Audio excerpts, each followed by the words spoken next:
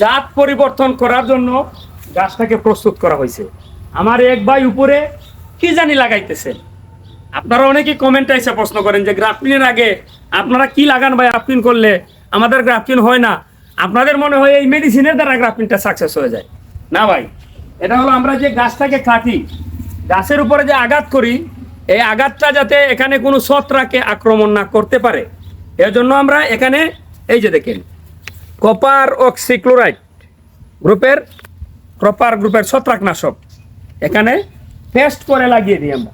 যার কারণ হলো যেখানে যাতে কোনো ছত্রাক আক্রমণ না করতে পারে। অনেক ভাই না বুঝে এসে কমেন্ট করেন যে আপনাদের গ্রাফটিনটা সাকসেস হওয়ার জন্য মনে হয় আপনারা এরকম করছেন।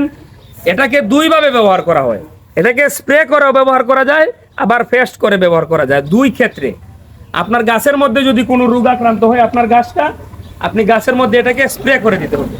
আবার গাছের কোনো জায়গায় আঘাত করছেন, গাছের কোনো জায়গায় আপনার ক্ষত হয়েছে, এখানে কিন্তু আবার এটাকে পেস্ট করে লাগাতে হবে।